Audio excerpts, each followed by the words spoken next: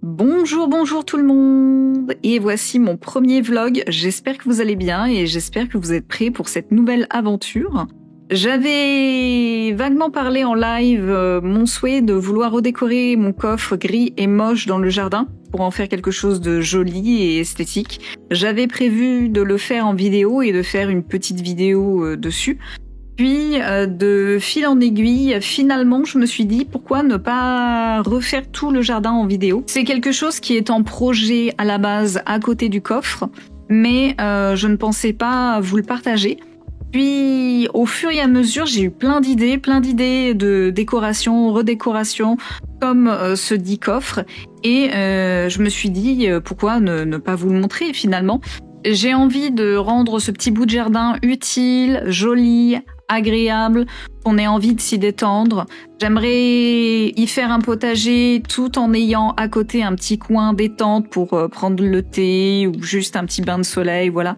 Que je puisse allier l'utile et l'agréable en même temps.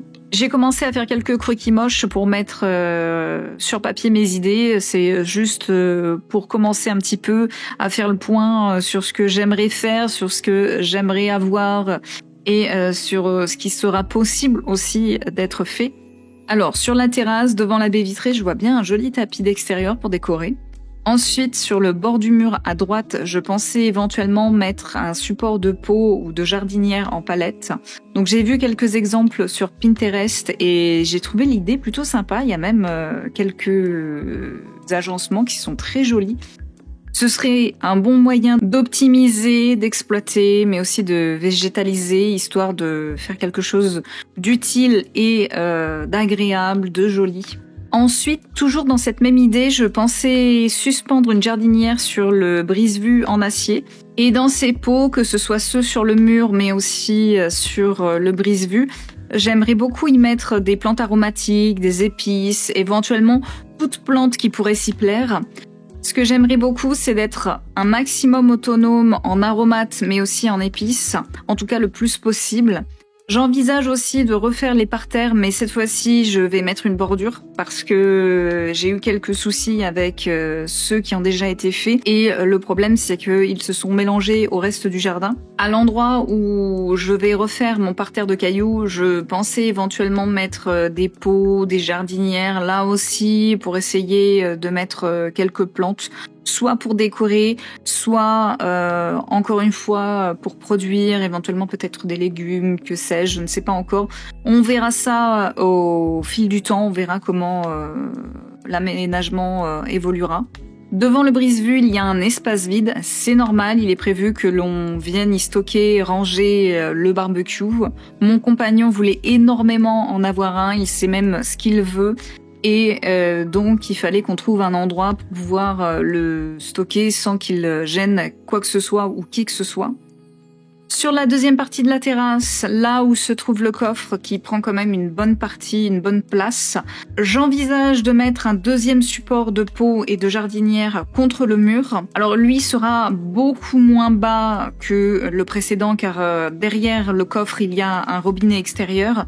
Et surtout, j'aimerais profiter de l'espace qu'il y a entre le coffre, mais aussi le mur pour éventuellement pouvoir ranger une table ou des chaises pliantes. Et comme sur l'autre brise-vue, j'aimerais aussi accrocher des jardinières. Comme ça, j'essaye d'exploiter et d'utiliser un maximum l'espace. Puis m'est venue une autre idée en tête. Étant donné que la troisième partie de la baie vitrée est fixe, c'est-à-dire que la troisième fenêtre ne bouge pas, elle ne s'ouvre pas, je verrais bien une jardinière ou un carré potager devant. Alors il viendrait aussi devant le rangement pour les tables et les chaises, mais aussi une partie, voire peut-être la totalité du coffre. Étant donné qu'on ne l'ouvrirait pas souvent, je me suis dit qu'on pourrait éventuellement ajouter une jardinière tout en long, qui serait bien sûr sur roulette pour la pousser quand on aurait besoin d'aller récupérer ce qui est derrière. J'avais une autre idée pour cette jardinière, c'était d'y ajouter un banc. Alors je sais pas si je vais y ajouter un banc pliable ou quelque chose de fixe, je n'ai pas encore trop d'idées là-dessus. Après, mon compagnon n'est pas très chaud à cette idée, car suivant la taille de la jardinière, il a peur en fait que celle-ci bascule, ou quand tu essayes de t'asseoir dessus, vu qu'elle est sur roulette, elle bouge. Bon, après, je prends toujours énormément de distance par rapport à ses opinions et son point de vue, parce que si ça avait été lui, on n'aurait absolument rien fait ou rien aménagé dans le jardin. Il y aurait eu juste un barbecue et c'est tout. Si je l'avais écouté contredire tous mes projets, on n'aurait même pas eu un pot et une plante sur la terrasse. Donc bon, je garde quand même cette idée au chaud. On verra en fonction de ce que je ferai, on verra en fonction de l'espace. Après, il n'a pas toujours que des mauvaises idées. J'avais pensé éventuellement de mettre une pergola. D'ailleurs, vous avez sûrement dû me voir la dessiner. Et après réflexion, je me suis rendu compte effectivement que ça allait être un petit peu compliqué. On est sur une terrasse de dalles sur plot. Ce qui fait que pour la fixer dessus, ça va être un petit peu compliqué. J'envisageais éventuellement de la fixer contre le mur et l'avancer dans le jardin. Il va falloir faire des travaux qui sont un petit peu plus conséquents et on ne souhaite pas se le permettre vu que l'on n'est que locataire. Après la terrasse, place au jardin. Je compte refaire le parterre en pouzzolane, mais cette fois-ci avec une bordure pour éviter qu'il retombe dans l'herbe. J'aimerais délimiter ce parterre avec du bois de palette. Alors je ne sais pas si je le fais arrêter avant la haie ou je vais jusqu'au bout. Tout dépendra de la quantité de pouzzolane que je vais récupérer, mais aussi de la position du pied de la haie. Donc soit je fais plus étroit ou soit je fais plus large. Il faudrait que je réfléchisse. Et encore un autre point, le fond du jardin est en pente et le problème, et c'est ce qui est arrivé, c'est que les cailloux risquent de glisser et donc je risque de me retrouver à un moment avec mon parterre que je dois refaire. C'est ce qui avait été fait dans le jardin avant mon arrivée, c'est-à-dire que ils avaient mis du pouzzolane sous la haie. Le problème, c'est que, comme vous pouvez le voir, il n'y a plus rien, tout est tombé. Et donc, la plus grosse partie des cailloux qui sont dans l'herbe viennent de là. À cet endroit, j'aimerais y ajouter des pots ou des jardinières. Je ne sais pas encore trop ce que je vais y mettre, puisque c'est la partie la plus ensoleillée la journée. Donc il faudra sûrement que j'adapte mes plantations en fonction de l'exposition et surtout l'été, il va faire très chaud, donc il va falloir que je vois ce qui peut résister à la chaleur. Et enfin, pour finir sur la partie droite du jardin, j'aimerais faire donc un deuxième parterre. Donc cette fois-ci en galets. Donc les galets viendraient du jardin. Donc parmi le pouzzolane, il y a aussi des galets. Donc j'aimerais récupérer tous ces galets et réaliser une partie de ce parterre. Je sais déjà d'avance que je n'en aurai pas assez, donc il faudra que je trouve un moyen d'en récupérer. Mais avant, il faudrait que je change le brise-vue en faux végétaux qui a été abîmé par le temps et par le chien qui s'excite un petit peu trop lorsqu'elle voit les chats du voisin. Il faudrait que je dessouche les pieds de haie qui restent, mais aussi que je réenterre le tuyau d'arrosage automatique qui est commun, enfin qui est censé être commun à tous les jardins, sauf que il ne fonctionne pas. L'arrivée a été fermée, la poignée a été volée, je sais pas qui l'a récupérée et du coup on n'a plus d'arrivée d'eau, ce qui explique pourquoi on a 2 pieds de haie qui sont complètement morts. C'est parce que rien ne venait les arroser l'été. Je me demande même si le tuyau n'aurait pas été sectionné ou coupé dans les jardins précédents. Dans le doute, si ce n'est pas le cas, je préfère ne rien faire. On va le réenterrer, on va le remettre en place. Maintenant, trêve de blabla, on va commencer par notre premier jour dans le jardin. Donc j'ai mesuré le terrain et fait un plan de celui-ci pour bien commencer. En revanche, je constate après l'avoir dessiné qu'il est très en biais, voire trop en biais. Du coup, je pense que j'ai dû merder à un moment lorsque j'ai pris les mesures. Après, je suis partie avec des rubans de 3 mètres car j'avais pas plus. Du coup, il est possible que j'ai fait quelques petites erreurs. Ne vous inquiétez pas, je reprendrai les mesures une fois que j'aurai un ruban de 20 mètres et surtout une fois que j'aurai retiré les brise-vues. Ça ne se voit pas dans les vidéos et encore moins sur les photos, mais j'ai un brise-vue dans les angles qui arrondit justement les angles et ce qui est possible, voire même fort probable, que c'est à cause de ça que je n'ai pas pu prendre correctement les mesures. Donc une fois que j'aurai tout le matériel nécessaire et que j'aurai retiré les brise-vues, je referai quelques prises. Ensuite, j'ai enchaîné avec un premier nettoyage du terrain, donc j'ai ramassé toutes les petites ordures qui s'étaient accumulées depuis des mois, donc les bouts de papier, de plastique qui avaient été emmenés par le vent. Mais surtout, oui, surtout, les cacas du chien qui ont littéralement rempli une poche poubelle de 30 litres. Oui, 30 litres. Ce truc-là, oui, ce truc-là, vous ne savez pas à quel point c'est une usine à caca. La quantité de caca qu'elle me fait par jour, c'est impressionnant. Bref, puis j'ai enchaîné avec le tri des cailloux et je suis aussi allée récupérer des galets supplémentaires. Donc ça, j'ai fait ça tous les jours pendant 2 semaines.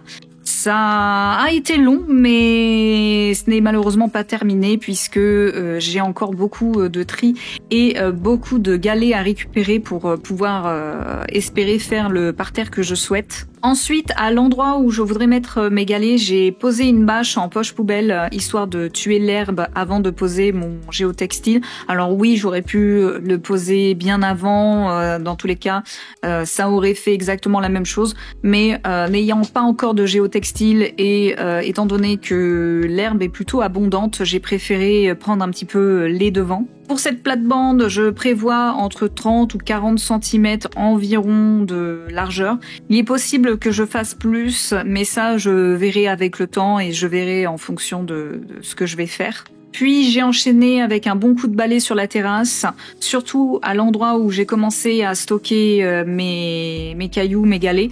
Il y avait beaucoup de feuilles mortes, mais aussi de la vie, donc j'ai trouvé une grosse araignée, miam. Et j'ai aussi trouvé un cocon d'insectes qui semblait encore vivant puisqu'il se frétillait. Donc comme vous pouvez voir, le cadrage est super, on ne voit rien.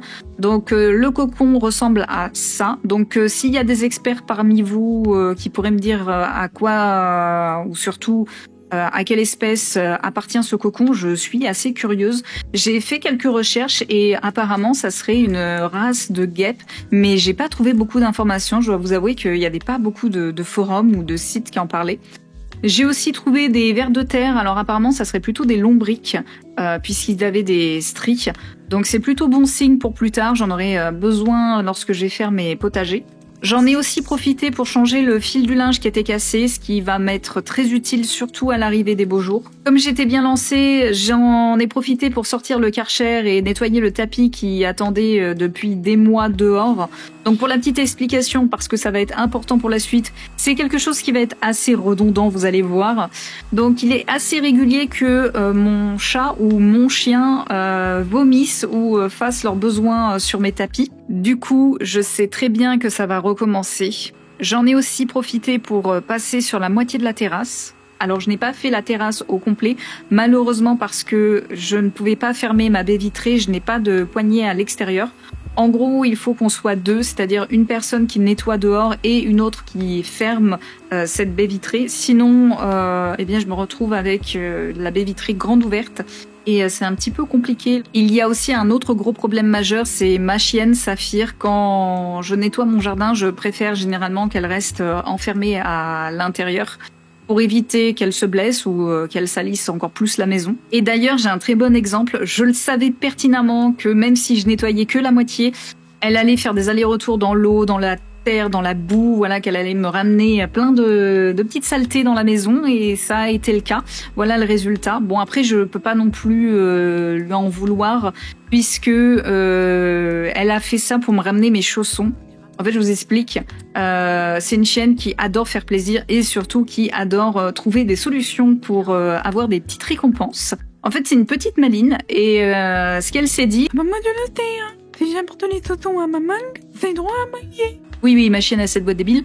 Du coup, bien évidemment, j'allais pas l'engueuler puisque c'est parti d'un bon sentiment. Elle a eu sa récompense, mais je me suis retrouvée avec une maison toute sale.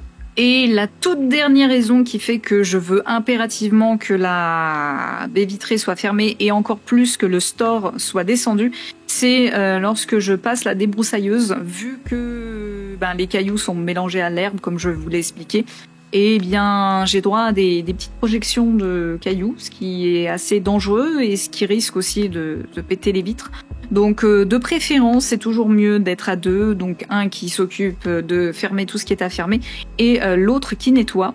Donc en attendant que mon chéri soit disponible, j'ai repris le tri des cailloux.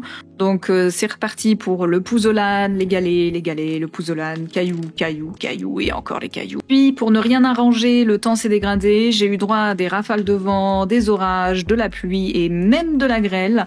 Alors j'ai eu de la chance, je ne fais pas partie des quartiers qui ont été le plus touchés par la grêle. Il y en a, ils ont carrément eu des tapis. Dieu merci, on n'a pas eu ça, on a quand même eu un peu de grêle, mais on est quand même loin de ces gros grêlons.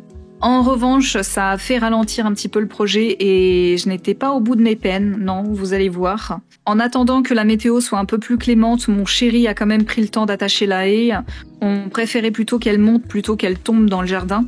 Et surtout, ça nous permettrait de pouvoir cacher la vue à nos charmants voisins en face. Quant à moi, à côté, j'ai préparé mes pépins de raisin. Donc j'ai vu 2 méthodes pour les faire pousser. Donc la première, la moins contraignante, c'est de prendre les pépins et de les planter directement en godet. Et la deuxième méthode, c'est de les mettre pendant 2-3 mois au réfrigérateur. Apparemment, certaines espèces auraient besoin justement d'avoir cette transition de chaud-froid pour favoriser la pousse. Alors comme je ne sais pas quelle espèce c'est, je sais juste que c'est du raisin de table rose. Je vais tenter les deux.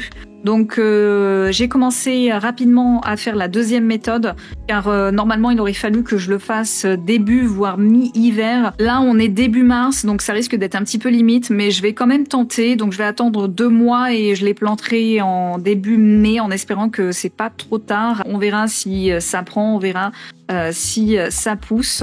Donc une fois dans du sopalin qu'il faudrait que je garde humide, direction le frigo. Comme je ne pouvais toujours pas faire grand chose et qu'il allait me falloir du matériel, je suis partie en jardinerie. Donc je suis revenue avec de l'humus de coco. Donc ça c'est pour un projet terrarium, j'aimerais élever des escargots. Donc si ça vous branche, je vous ferai peut-être une vidéo dessus. J'ai aussi acheté une mini serre, un pied de tomate cerise variété aligote, du terreau pour semis et du terreau pour potager. J'ai aussi acheté un pulvérisateur et du gingembre que j'aimerais planter un petit peu plus tard. Je me suis pris une 20aine de godets. Le total a coûté environ 80 €, compris dedans le petit plus de mon compagnon. Il adore faire du lèche-vitrine et à chaque fois qu'on va en magasin, il craque, il achète toujours des petites conneries. Et là, il s'est acheté un tapis avec des petits chats noirs pour, je cite, lui donner l'impression de s'essuyer sur le chat. Alors il y en a sûrement qui ne vont pas comprendre pourquoi il a dit ça. Eh bien c'est simple, c'est parce que mon chat a la fâcheuse habitude de vomir sur les tapis. Du coup il s'est dit je vais acheter un tapis sur lequel il y aura les têtes de mon chat pour que je puisse m'essuyer dessus. Voilà. Et en parlant de vomi, comme je l'ai dit, les tapis n'allaient pas rester propres longtemps. Du coup, ce qui s'est passé, c'est que mon chat a vomi sur un des tapis et mon chien a fait caca sur celui que j'ai nettoyé. Bon, après, je ne peux pas trop en vouloir à Saphir. Elle était malade, on le savait. Elle a eu une diarrhée en pleine nuit. On ne s'est pas réveillé. Du coup, est arrivé le drame et elle a fait son caca. Voilà, c'est tout. Essayez vous aussi, quand vous êtes en diarrhée, de vous retenir. On va voir si vous allez y arriver. Donc dans tous les cas, c'est notre faute. Il faudra que je repasse un petit coup de Karcher là-dessus, mais ça ne sera pas tout de suite puisque il faut que j'attende que le temps soit meilleur. Voilà, il faut que j'attende qu'il arrête de pleuvoir. Pendant ce temps, j'ai fait tremper le gingembre dans de l'eau tiède pendant 24 heures avant de le planter. Je l'ai coupé en 2 parties. Comme le gingembre a besoin d'une terre humide et chaude pour pousser, j'ai voulu faire 2 tests. C'est-à-dire que un premier rhizome sera planté dans un pot métallique foncé qui sera devant la baie vitrée et chauffé grâce aux rayons du soleil le matin. Le second sera planté dans mon plus grand pot en plastique que je mettrai à proximité du radiateur. Alors j'ai fait une erreur. D'abord, je l'ai mis sur le radiateur. J'ai quand même veillé à mettre un autre pot en dessous pour éviter que ça soit en contact direct. Mais je me suis rendu compte que ça chauffait beaucoup trop, voire même trop vite. Et j'ai rapidement retiré le pot. Ensuite, j'ai enchaîné par la mise en godet des pépins pour tenter donc la première version, maintenant que j'avais des godets et du terreau pour semis. D'abord, au fond des godets, j'ai mis du vieux terreau. Je n'aime pas du tout gâcher de la terre. Du coup, j'ai voulu mettre sur le fond un petit peu de vieille terre. Puis, j'ai ajouté celui spécial semis. J'y suis venue faire un petit trou et j'y ai mis ma petite graine. Quand le temps fut enfin plus clément et mon chéri disponible, j'ai pu terminer le Karcher sur la terrasse et me mettre à la tonte. Avant de tondre, j'ai repoussé la bâche pour éviter de l'abîmer et passer un petit coup en dessous avant de la remettre. J'en ai aussi profité pour nettoyer de nouveau les tapis. Ensuite, j'ai attendu 2 jours que tout sèche pour pouvoir ratisser et remettre la bâche, ainsi que passer de nouveau un petit coup de balai sur la terrasse et nettoyer le bas de la baie. Ce qui arrive souvent lorsque je passe le Karcher, c'est que l'eau arrive à s'infiltrer sous le store et à salir toute la baie. Bien évidemment, il a fallu nettoyer tout ça et je ne sais pas ce qui s'est passé, sûrement parce qu'il a été pris d'un regain d'énergie. Mon chéri a voulu m'aider et il a voulu m'aider à nettoyer la rainure de la baie vitrée, donc ce qui se trouvait en dessous de la grille. Il s'est amusé à nettoyer, il s'est amusé aussi à ratisser une partie sous les dalles. Alors il est prévu qu'on le fasse parce que il y a beaucoup de déchets organiques type feuilles et autres qui se mettent dessous.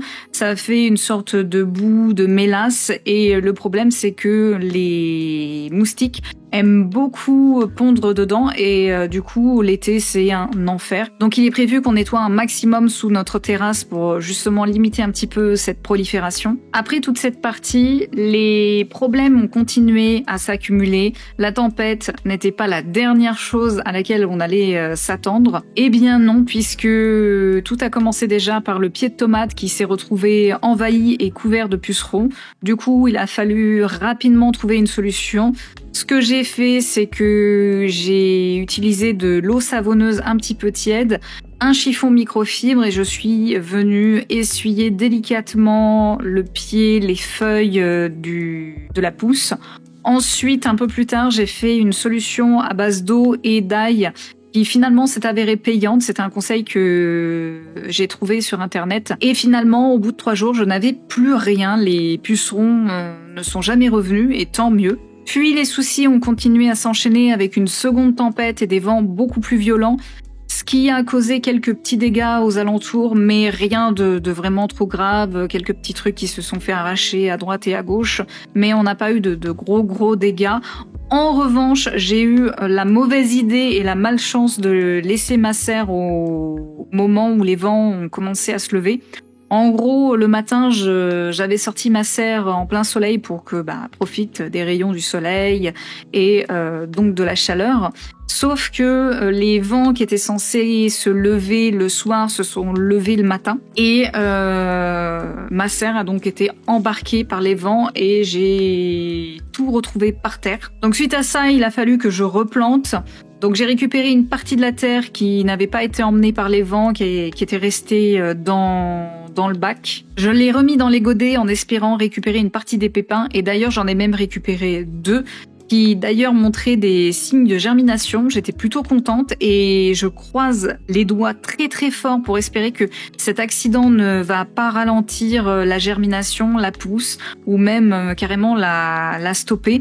Donc on verra bien. Comme je ne sais pas exactement le nombre de pépins que j'ai récupérés, j'en ai profité pour en planter 3 autres en plus. Et bien évidemment, pendant tout ce procédé, ma chienne a été d'une aide incroyable. Elle s'est amusée tout du long à jouer avec les godets vides et à mettre ses grosses fesses devant la caméra. Voilà, comme ça fait un parfait cadrage. J'en ai aussi profité pour mettre à germer des graines de lin dans du coton. J'avais déjà tenté cette expérience et j'avais envie de le retenter cette année puisque l'année précédente, j'ai fait une boulette. J'ai fait une grosse boulette. Une fois que les graines avaient germé, je les ai plantées, mais je les ai trop arrosées, ce qui fait qu'elles sont mortes en fait. Elles ont été complètement noyées. Et on arrive à la fin de ces 2 premières semaines, pendant lesquelles finalement je n'aurais pas fait grand-chose. Bon, en grosse partie à cause des 2 tempêtes qui se sont succédées et qui ont duré pas mal de temps. Et pour ne rien arranger, j'ai aussi notre monospace qui est tombé en panne, donc ça malheureusement ça va beaucoup nous ralentir sur le projet, car sans lui on va pas pouvoir aller récupérer le matériel et les palettes pour qu'on puisse enfin faire les jardinières et tout ce qu'il y a à faire pour que on puisse aménager un petit peu plus le jardin. Du coup, on verra si on arrive à s'en sortir lors des prochains jours, mais ça sera lors du prochain épisode.